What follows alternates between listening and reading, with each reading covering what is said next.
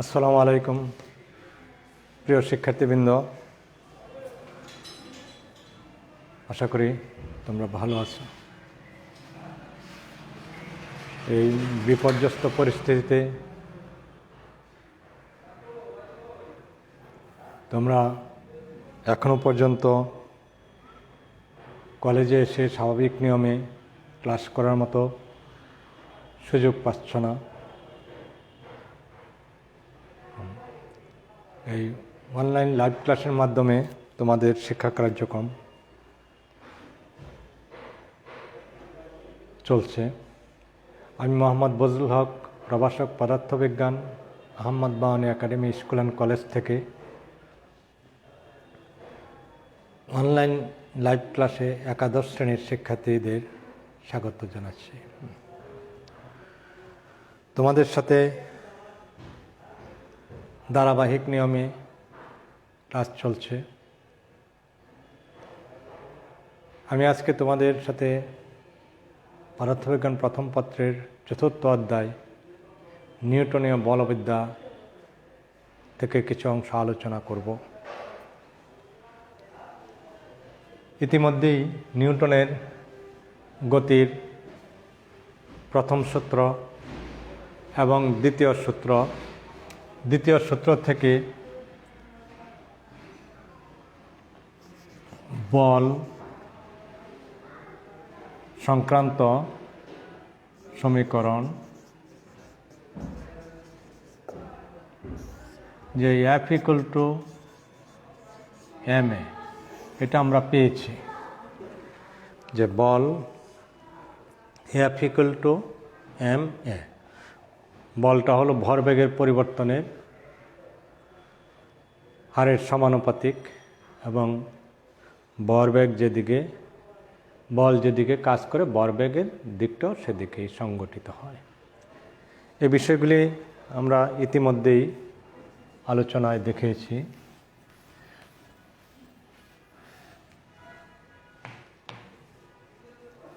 আজকে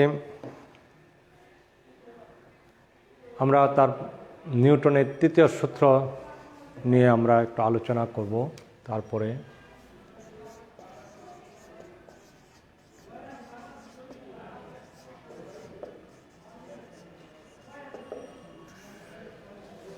নিউটনের গতির তৃতীয় সূত্র, যে প্রত্যেকটা ক্রিয়ারই একটি সমান এবং বিপরীত প্রতিক্রিয়া আছে। প্রত্যেকটা ক্রিয়ারই একটি সমান এবং বিপরীতমুখী প্রতিক্রিয়া আছে। যে একটা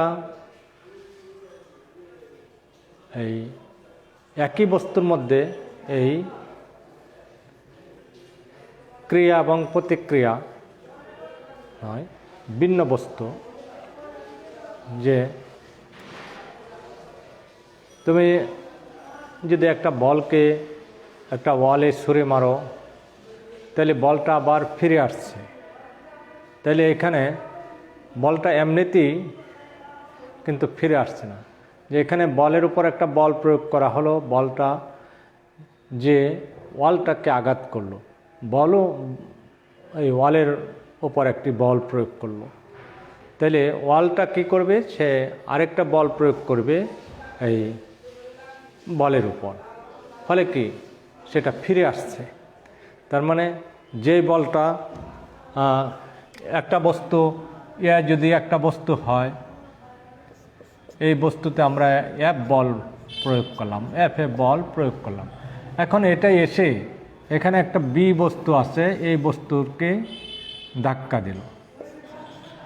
তাহলে এই বি বস্তু কী করবে, যে এখানে একটা বল প্রয়োগ করবে তার বিপরীত দিকে, এই F বি, এবং F A = হবে F বি সমান এবং বিপরীতমুখী।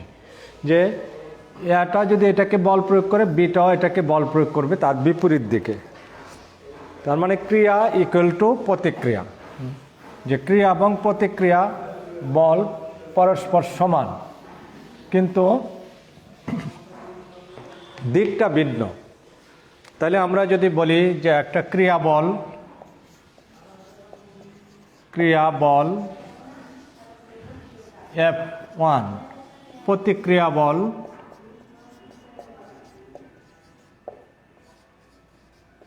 F2। তাহলে এই প্রতিক্রিয়া বলটা কি ঋণাত্মক, তাহলে এই দুইটা বলের সমষ্টি কত হবে F1 প্লাস মাইনাস F2। এখানে বলা হলো নিউটনের তৃতীয় সূত্র অনুসারে জানি যে আমরা এই ক্রিয়া ইকুয়াল টু প্রতিক্রিয়া, তাহলে F1 ইকুয়াল টু F2 ঋণাত্মক চিহ্ন বা F1 plus F2 equal to 0। যে দুইটা বস্তুর মধ্যে ক্রিয়া এবং প্রতিক্রিয়া বল যখন বিদ্যমান থাকে তখন তাদের নিট বলের পরিমাণ শূন্য হয়ে যায়। কেমন? এখানে দিকটা ভিন্ন। এই ক্রিয়া প্রতিক্রিয়া বল আমরা বিভিন্ন জায়গায় দেখে থাকি, যেমন নৌকা দিয়ে নদী পারাপারের সময় যখন নৌকা তীরে পৌঁছে নৌকা থেকে লোকজন নামতে শুরু করলে প্রথম ব্যক্তি যদি নৌকা থেকে লাফ দিয়ে তীরে পৌঁছে যে নামতেছে একটু হালকা নৌকার উপর বল প্রয়োগ করে সে তীরের দিকে যাচ্ছে। এইভাবে দ্বিতীয় ব্যক্তি তৃতীয় ব্যক্তি নামার পর দেখা গেল যে আরও যে ব্যক্তিরা আছে তখন আর সেখান থেকে যদি লাফ দেয় তাহলে সে তীরে পৌঁছতে পারছে না, পানিতে পড়ে যায়। কেন পড়ে যায়? যে এখানে নিউটনের তৃতীয় সূত্রের প্রয়োগ, যে প্রথম ব্যক্তি উপরের দিকে তীরে চলে গেল, এটাকে একটা বল প্রয়োগ করলো, বলের কারণে সে সামনের দিকে গেল, নৌকাটা পিছনের দিকে চলে গেল। এইভাবে দ্বিতীয় ব্যক্তিও বল প্রয়োগ করবে, সে সামনের দিকে গেল, নৌকা পিছনের দিকে চলে গেল। তাহলে এই পর্যায়ক্রমে যখন কয়েকজন তীরে পৌঁছে যায় তখন নৌকাটা আস্তে আস্তে তীর থেকে দূরে যেতে থাকে এখানে প্রতিক্রিয়া বলের কারণে, যার ফলে দেখা যায় যে শেষের দিকে যে লোকগুলি থাকে সেগুলি নৌকার থেকে আর তীরে পৌঁছাতে পারে না, লাফ দিলে পানিতে পড়ে যায়। তাহলে এটা নিউটনের তৃতীয় সূত্রের কারণে ক্রিয়া প্রতিক্রিয়া বল এখানে থাকার ফলে নৌকাটা তীর থেকে আস্তে আস্তে দূরে সরে যায়। এই ক্ষেত্রে যদি সবাই যদি তীরে সুন্দরভাবে পৌঁছতে চায় তাহলে কি করতে হয়? নৌকাটাকে একটা রশি দিয়ে ওই তীরের নিকটে বেঁধে রাখতে হয়, যাতে ওই কেউ যাত্রীরা লাফ দিয়ে তীরে ওঠার সময় নৌকাটার পিছনের দিকে বা তার স্থান থেকে সরে যেতে পারে না। তোমরা লক্ষ্য করে দেখবে যে কখনো যদি নদী পারাপার হও, নৌকায় যদি পারাপার হও, নৌকার থেকে নামার সময় যে নৌকাটাকে মাঝি ধরে রাখে অথবা একটা খুঁটিতে বেঁধে রাখে। মূল কারণটাই কিন্তু এটা, কারণ যাত্রীরা যখন নৌকার থেকে তীরের দিকে যাবে তখন নৌকাটা তীর থেকে আস্তে আস্তে দূরের দিকে চলে যেতে থাকবে। এখানে প্রতিক্রিয়া বলের কারণে এই ঘটনাটি ঘটে। সুতরাং নিউটনের তৃতীয় সূত্রের যদি আমরা এটা ধারণা না থাকে তাহলে কি হবে? যাত্রীরা সবাই কিন্তু তীরে পৌঁছতে পারবে না, কেউ পানিতে কেউ তীরে, এইভাবে পৌঁছবে, দুর্ঘটনা ঘটবে। সুতরাং আমাদের এই নিউটনের তৃতীয় সূত্র সম্পর্কে ধারণা থাকতে হবে এবং প্রত্যেকটা বলের যে একটা প্রতিক্রিয়া বল আছে সেই সম্পর্কে ধারণা থাকা উচিত। তাহলে বাস্তব জীবনে অনেক দুর্ঘটনার থেকে রক্ষা পাওয়া যাবে। এরকম আরও ঘটনাদি আছে, যেমন ডিফেন্সের লোকজন যারা দেখবে যে রাইফেল থেকে যখন গুলি ছুড়ে নির্দিষ্ট টার্গেট করে তখন যিনি গুলি ছুড়ছেন তিনি অত্যন্ত শক্ত করে মাটিতে পা রাখতে হয়, কারণ এই গুলি যে বেগে সামনের দিকে যাবে ঠিক সেই বেগে ব্যক্তিটাকে পিছনের দিকে সরে আসতে হবে। এখানে ক্রিয়া ইকুয়াল টু প্রতিক্রিয়া একটা বল থাকে, সেই প্রতিক্রিয়া বলের কারণে যদি ওই ব্যক্তিটি শক্তভাবে দাঁড়ানো না থাকে তাহলে তার যে টার্গেটে গুলি করতে চাচ্ছে সেখানে সে পৌঁছাতে পারবে না।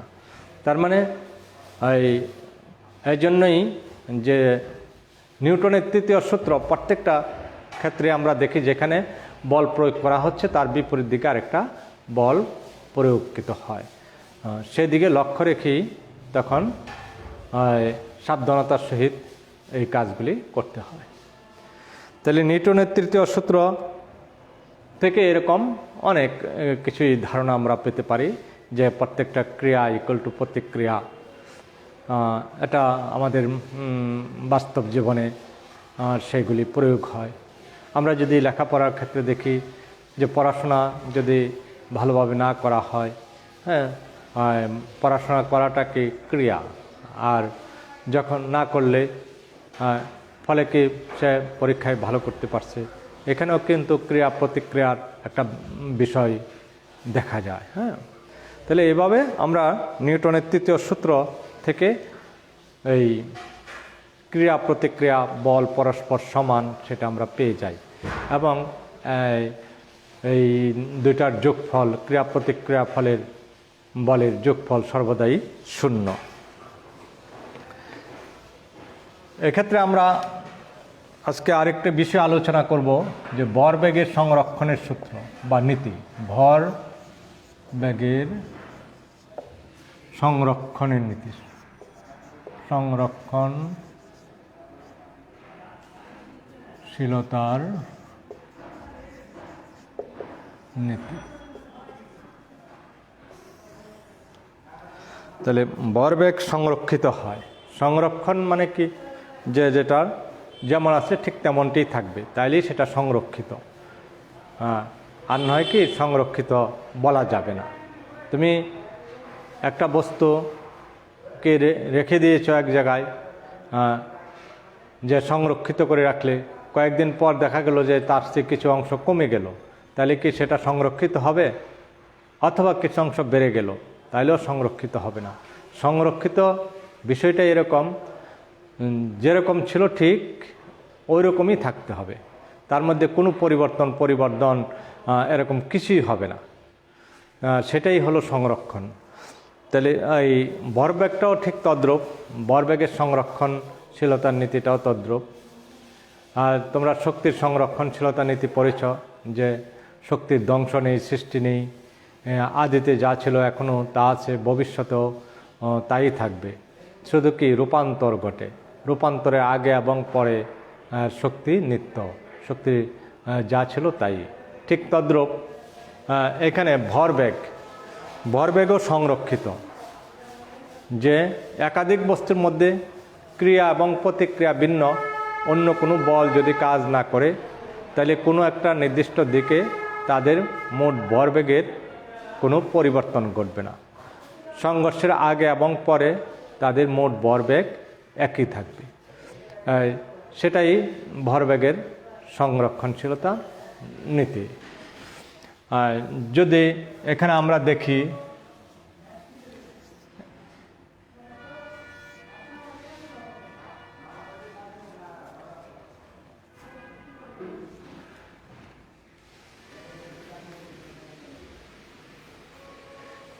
আমরা ধরে নিচ্ছি একই সরল রেখা বরাবর দুইটা বস্তু ক্রিয়াশীল, এটার ভর m1, এই বস্তুটা u1i বেগে চলছে।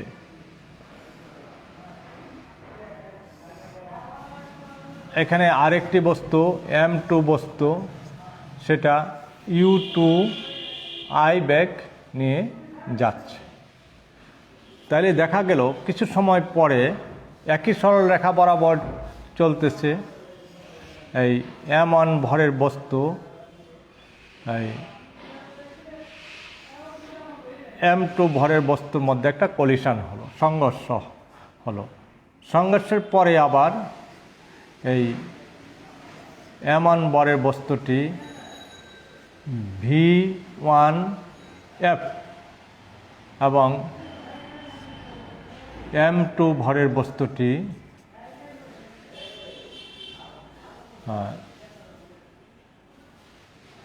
b2f এই বেগ নিয়ে চলতেছে। তাহলে এখানে আমরা দুইটা বস্তু নিলাম, একই সরলরেখা বরাবর চলছে, তাদের বেগ দেওয়া হলো। এই আরেকটি শর্ত বলা আছে যে u1i is greater than u2i। যদি এই m1 বরের বস্তুটা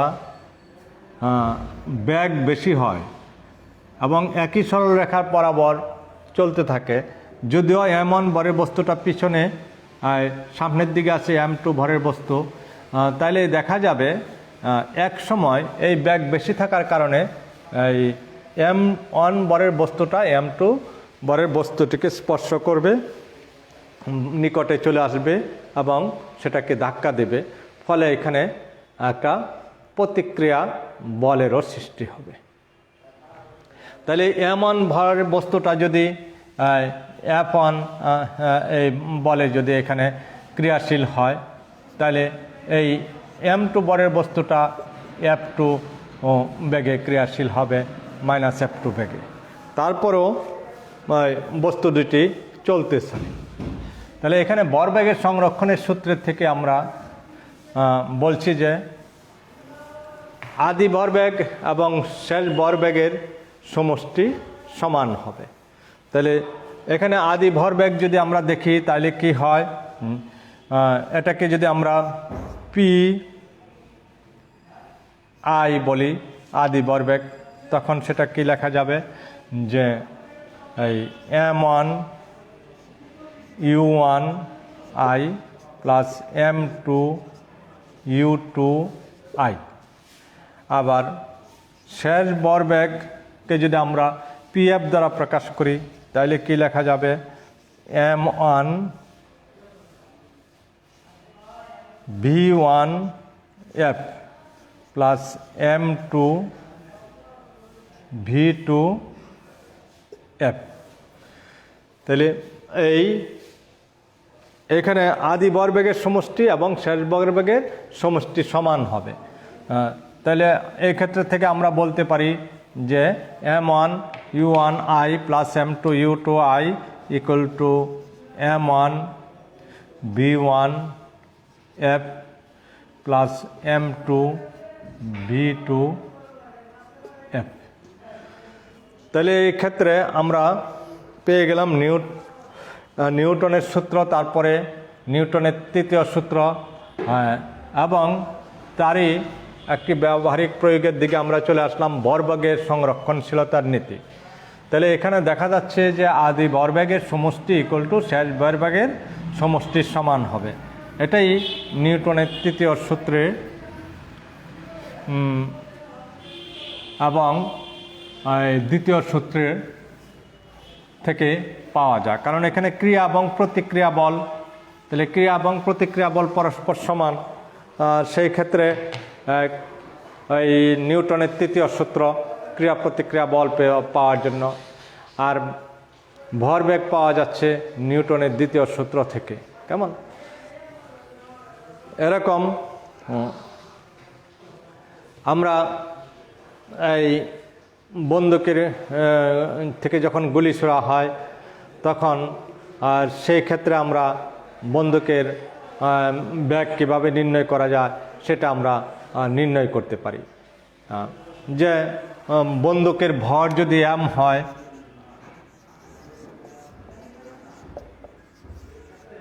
বন্দুকের ভর m, গুলির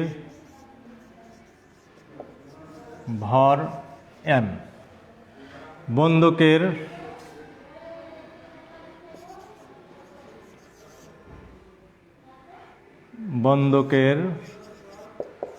বেগ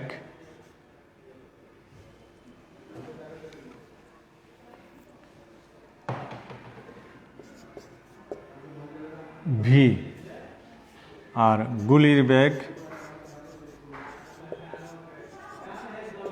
বেগ স্মল v। এখন এই বন্দুকের ক্ষেত্রে ভরবেগের সংরক্ষণের নীতিটা আমরা দেখব, যে যখন এই ক্ষেত্রে বন্দুক গুলি ছোড়ার পূর্বে বন্দুকের যে ব্যাগ ছিল সেই ব্যাগটাকে স্থির অবস্থায় 0, এবং গুলি ছোড়ার পূর্বে গুলির যে ব্যাগ ছিল সেটাও স্থির অবস্থায় ছিল, সেটার ব্যাগও 0। তার গুলি ছোড়ার পূর্বে যে বরব্যাগ হবে এবং গুলি ছোড়ার পরে যে বরব্যাগ হবে সেই বরব্যাগের সমষ্টি সমান। তাহলে দেখো এই ক্ষেত্রে গুলি ছোড়ার পরের ভরব্যাগ, বন্দুকের ভরব্যাগ হলো এই mv, আর গুলির ভরব্যাগ হলো m v, আর এই স্থির অবস্থায় যে ব্যাগ ছিল m × v plus m × b। হ্যাঁ, তাহলে এখানে mv plus mb equal to আমরা লিখছি 0, কারণ স্থির অবস্থায় কোনোটারই ব্যাগ ছিল না। তাহলে যেহেতু ব্যাগ নেই তখন কি হবে, এই তার বর ব্যাগটাও 0 হবে, যেহেতু বর এবং ব্যাগের গুণফল কি 0 দেখা যাচ্ছে। তাই বর ব্যাগ বলতে আমরা বর এবং ব্যাগের গুণফল বোঝে। এর থেকে আমরা বলতে পারি বা mv ইকুয়াল টু -mv, বা এই বন্দুকের bag v equal to -m/mv।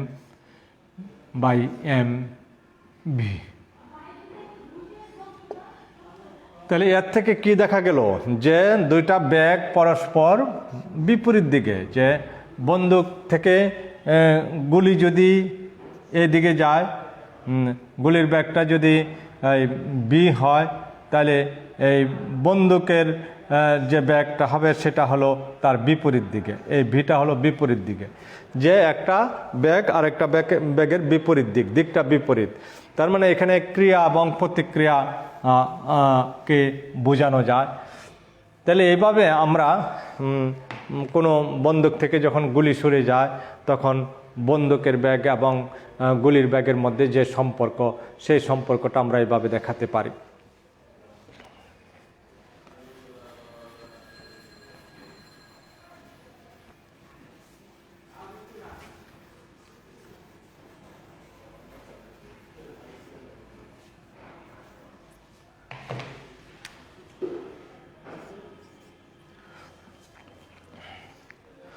তাহলে তোমরা শিক্ষার্থীরা আশা করি যে এখানে যে বিষয়গুলি আলোচনা হলো, যে ভরবেগ কি, ভরবেগের ভর এবং ব্যাগের গুণফল ভরবেগ, আর নিউটনের দ্বিতীয় গতিসূত্র থেকে আমরা ভরবেগ দিয়ে একটা বলের সাথে একটা রিলেশন পেয়েছি। নিউটনের দ্বিতীয় সূত্রে বলল যে ভরবেগের পরিবর্তনের হার তার উপর প্রযুক্ত বলের সমানুপাতিক, এবং বল যেদিকে ক্রিয়াশীল ভরবেগের পরিবর্তনটাও সেই দিকেই সংগঠিত হবে। এর থেকে আমরা এই ভরবেগের রিলেশন দিয়ে আমরা বলের সাথে একটা সম্পর্ক দেখিয়েছি F = ma। তার পরবর্তী সময় আমরা যেটা পাই নিউটনের তৃতীয় সূত্র থেকে, যে প্রত্যেক ক্রিয়ারই একটি সমান এবং বিপরীত ধর্মী প্রতিক্রিয়া আছে। তাহলে ক্রিয়া এবং প্রতিক্রিয়া পরস্পর সমান কিন্তু বিপরীত। তাহলে ক্রিয়া এবং প্রতিক্রিয়া বলটা পরস্পর সমান কিন্তু বিপরীত। এটা দিয়ে আমরা বাস্তব জীবনে কয়েকটা উদাহরণ দিয়ে আমরা সেটা দেখতে পাই যে প্রত্যেকটা ক্ষেত্রেই ক্রিয়া এবং প্রতিক্রিয়া বল বিদ্যমান। যেখানে ক্রিয়া আসে সেখানে প্রতিক্রিয়া বিদ্যমান, এবং প্রতিক্রিয়া বলের কারণে এই ক্রিয়া প্রতিক্রিয়া বলের কারণে অনেক সময় দুর্ঘটনা ঘটতে পারে। সেই ঘটনার থেকে আমরা রক্ষা পাওয়ার জন্য কি করতে পারি তারও ব্যাখ্যা এখানে দেওয়া হলো। যে এখানে নৌকা দিয়ে যে উদাহরণটা দেওয়া হলো, যাত্রীরা নামবে, যাত্রীরা উঠবে, হ্যাঁ, তো নামার সময় দেখা যাচ্ছে নৌকা পিছনের দিকে চলে যাচ্ছে। তাহলে এই ক্ষেত্রে যদি অসতর্ক থাকে মাঝি, তাহলে নৌকাকে থেকে যাত্রীরা সুন্দরভাবে নামতে পারবে না। ফলে এখানে তার একটা ব্যবস্থা নেওয়া প্রয়োজন। এই ক্রিয়া প্রতিক্রিয়া বল যেহেতু আছে এখানে, সুতরাং নৌকাটিকে স্থিরভাবে শক্ত করে বেঁধে রাখতে হবে, যাতে তার উপর প্রতিক্রিয়া বলটা ক্রিয়াশীল না থাকতে পারে সেই ক্ষেত্রে। তাহলে এইভাবে আমরা বিভিন্ন দুর্ঘটনা থেকে রক্ষা পাই। তারপরে এখানে ভরবেগের সংরক্ষণের সূত্র। ভরবেগের সংরক্ষণের সূত্রে কি বলা হলো যে একাধিক বস্তুর মধ্যে ক্রিয়া এবং প্রতিক্রিয়া ভিন্ন অন্য কোনো বল যদি কাজ না করে কোনো একটা নির্দিষ্ট দিকে তাদের মোট ভরবেগ সংরক্ষিত হবে। যে একাধিক বস্তুর মধ্যে ক্রিয়া এবং প্রতিক্রিয়া বল কাজ না করলে সংঘর্ষের পূর্বে এবং পরে তাদের মোট ভরবেগ সংরক্ষিত থাকবে, ভরবেগের কোনো পরিবর্তন ঘটবে না। এই ক্ষেত্রে আমরা একটা চিত্র অঙ্কন করে এখানে দেখালাম যে সংঘর্ষের পূর্বে যে ভরবেগ ছিল m1 u1i plus m2 u2i equal to m1 v1 f এবং যোগ m2 v2 f। এখানে i এবং f ব্যবহার করার পিছনে কারণ হলো ইনিশিয়াল বেগ এবং ফাইনাল বেগ বোঝানোর জন্য এই ক্ষেত্রে i এবং f ব্যবহার করা হয়েছে। তাহলে এইভাবে দেখি যে আমরা ভরবেগ সংরক্ষিত থাকে। তারপরে এখানে ভরবেগের থেকে আমরা কোথায় ক্রিয়াশীল ক্রিয়া প্রতিক্রিয়া যেহেতু আছে এই ক্ষেত্রে বন্দুক থেকে যে গুলি ছোড়া হয় সেই ক্ষেত্রেও এই ভরবেগের সংরক্ষণের সূত্র দিয়ে আমরা এই গুলির বেগ এবং বন্দুকের বেগটা নির্ণয় করতে পারি। যে গুলি যে বেগে চলে যাবে বন্দুক ঠিক সেই একই বেগে পিছনের দিকে ক্রিয়াশীল থাকবে। এখানেও নিউটনের তৃতীয় সূত্র এবং ভরবেগের সংরক্ষণের সূত্র প্রয়োগ করে আমরা এই ক্ষেত্র থেকে এই বন্দুকের বেগ পেতে পারি। এবং বন্দুকের বেগটা হলো পিছনের দিকে, একটা বিপরীতধর্মী, গুলি যেদিকে যাবে বন্দুক তার বিপরীত দিকে বেগ প্রয়োগ করবে। তো শিক্ষার্থীবৃন্দ, তোমরা আজকে যেগুলি আলোচনা হলো সেইগুলি তোমরা অনুশীলন করবে, বাসায় চর্চা করবে এবং তোমরা এগুলি মনে রাখার জন্য চেষ্টা করো। আর কোনো সমস্যা হলে আমাকে জানাবে। তোমাদের দীর্ঘায়ু এবং সুস্বাস্থ্য কামনা করে আজকের মতো ক্লাস এখানে শেষ করছি। আল্লাহ হাফেজ।